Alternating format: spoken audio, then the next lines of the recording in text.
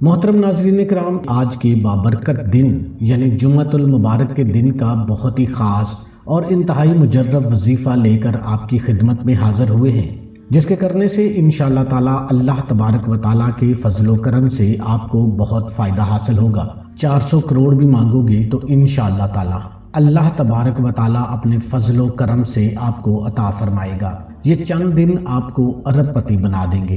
آپ کی ہر حاجت، آپ کی ہر مشکل، آپ کی ہر پریشانی دور ہو جائے گی۔ اللہ تبارک و تعالی کے نام میں بڑی ہی طاقت ہے۔ اگر آپ باقاعدگی کے ساتھ اس اسم مبارک کا ورد کریں گے تو میرا اللہ آپ کی تمام مشکلات دور کر دے گا اور آپ کے بڑے سے بڑے دکھ و غم بھی اپنے فضل و کرم سے دور کر دے گا۔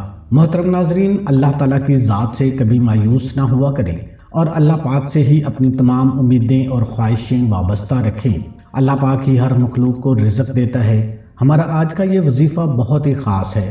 اگر آپ کے مالی حالات صحیح نہیں ہیں، آپ تنگ دست ہیں اور آپ کی مشکلات چل رہی ہیں تو آپ نے یہ عمل کر لینا ہے۔ جب بھی کوئی پریشانی آ جائے تو جمعے والے دن سے لے کر اگلے جمعے تک صرف 33 بار اللہ کا ایک نام اور اللہ تعالیٰ کے پاک کلام میں سے ایک آیت پڑھنی ہے، جو کہ ابھی آپ کو میں بتاؤں گا۔ پھر انشاءاللہ اللہ تعالیٰ کی طرف سے معجزاتی طور پر کوئی نہ کوئی ایسا ذریعہ بنے گا کہ آپ کو پتہ ہی نہیں چلے گا کہ آپ کا کام ہو جائے گا۔ ناظرین اکرام، آج جو عمل آپ کی خدمت میں پیش کرنے لگے ہیں، ہمیں امید ہے اس سے پہلے آپ نے یہ عمل نہیں کیا ہوگا۔ قرآن کریم کے آخری سپارے یعنی 30ویں سپارے کے اندر بہت ساری صورتیں ہیں، ان میں سے ہی ایک صورت کا یہ وظیفہ ہے۔ یہ عمل کثرت رزق کے لیے ایک غیبی مدد کا عمل ہے۔ یہ عمل جمعہ سے لے کر اگلے جمعہ تک کرنا ہے۔ آپ نے آج کے دن ہی اس عمل کو شروع کر لینا ہے۔ یہ عمل دولت کے لیے ایسے ہی ہے جیسے تیزی کے ساتھ آسمان سے بارش کے قطرے گرتے ہیں۔ پھر انشاءاللہ تعالی اس تیزی کے ساتھ آپ کے گھر میں بھی بے شمار رزق آئے گا۔ آپ یہ عمل صرف ایک مرتبہ کر لیں، اس عمل کی تاثیر اور اثر آپ کو ساری زندگی ملتا رہے گا، لیکن اگر ہر روز کریں گے تو زیادہ بہتر رہے گا۔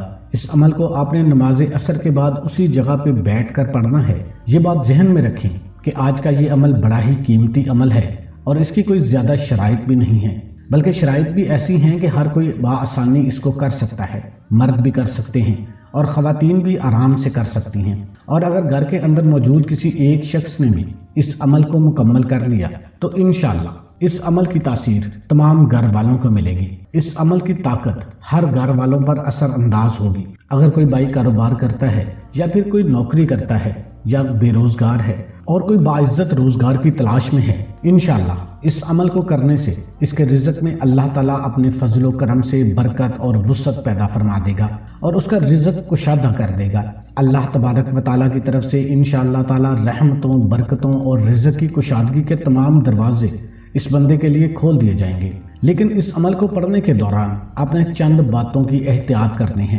جس نے بھی یہ پابندی کے ساتھ عمل کو مکمل کر لیا تو انشاءاللہ تعالیٰ آپ کی زندگی سنور جائے گی، کیونکہ آپ کو پتا ہے کہ نماز بھی پڑھنی ہو تو پہلے اچھی طرح سے کامل وضو کرنا پڑتا ہے۔ اگر وضو ٹھیک طرح سے نہیں ہوا تو پھر نماز بھی نہیں ہوتی، کیونکہ یہ نماز کی لازمی شرط ہے۔ اس طرح کچھ عمل اور وظائف بھی ایسے ہوتے ہیں، اگر ان کی شرائط پر مکمل عمل نہ کیا جائے تو وہ عمل یا وظائف بھی اس قدر اثر نہیں دکھاتے جس طرح سے ہم آپ کو بتاتے ہیں۔ اس لیے احتیاط کیا کریں۔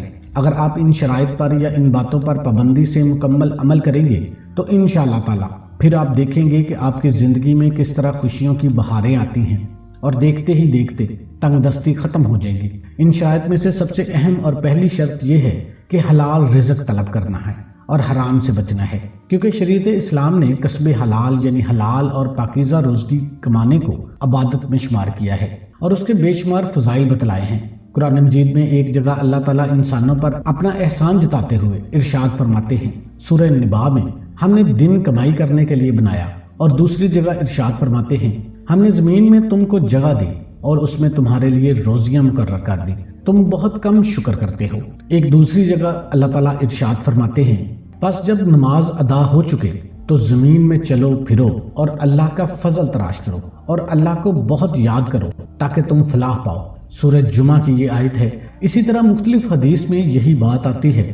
حضرت انس بن مالک رضی اللہ تعالیٰ عنہ سے منقول ہے کہ نبی کریم صلی اللہ علیہ وآلہ وسلم نے ارشاد فرمایا کہ حلال مال کا طلب کرنا ہر مسلمان پر واجب ہے، اسی طرح حضرت عبداللہ بن مسعود رضی اللہ تعالیٰ عنہ سے مروی ہے کہ نبی کریم صلی اللہ علیہ وآلہ وسلم نے ارشاد فرمایا، حلال مال کا طلب کرنا فرائض کے بعد فرض ہے۔ حضرت ابو سعید خدری رضی اللہ تعالیٰ عنہ حضور اقدس صلی اللہ علیہ وآلہ وسلم سے نقل کرتے ہیں کہ آپ نے ارشاد فرمایا کہ جس آدمی نے بھی حلال مال کما کر خود اپنے کھانے اور پہننے میں خرچ کیا یا اپنے علاوہ اللہ تعالیٰ کی مخلوق میں سے کسی دوسرے کو کھلایا یا پہنایا تو یہ بھی اس کے لیے صدقہ ہوگا۔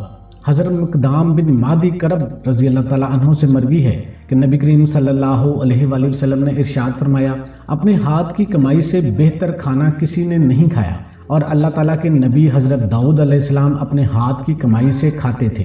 اگر آپ حلال رزق کمائیں گے اور کھائیں گے تو اللہ تعالیٰ اپنے فضل و کرم سے آپ کو چند دنوں کے اندر ہی دولت مند بنا دے گا۔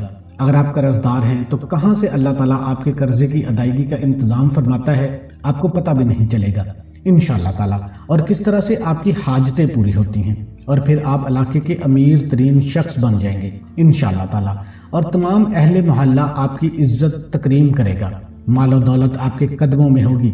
اگر آپ نے اس وظیفے پر اور ان شرائط پر عمل کر لیا تو انشاءاللہ تعالیٰ آپ ساری زندگی مجھے دعائیں دیں گے۔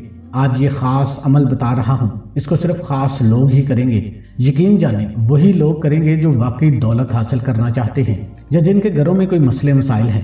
آج کے عمل میں اللہ تعالیٰ کا نام اور 2 آیات آپ نے پڑھنی ہیں، لیکن اس کو کس طرح کرنا ہے یہ آپ کو بتاتے ہیں۔ بعد از نماز عصر وہیں بیٹھ کر اسے پڑھا جائے گا، قبلہ کی جانب آپ نے منہ کر کے ہی بیٹھنا ہے، پھر اس عمل کو پڑھنا ہے۔ عمل کے دوران کسی کے ساتھ کسی بھی قسم کی کوئی بھی بات چیت نہیں کرنی۔ سب سے پہلے آپ نے 1 مرتبہ اعوذ باللہ من الشیطان الرجیم پڑھنا ہے اور 1 مرتبہ ہی بسم اللہ الرحمن الرحیم پڑھنا ہے۔ پھر اس کے بعد آپ نے اول آخر 7 مرتبہ درود ابراہیمی پڑھنا ہے۔ اللہم صلی علی محمد وعلی آل محمد کما صلیت علی ابراہیم وعلی آل ابراہیم انک حمید مجید۔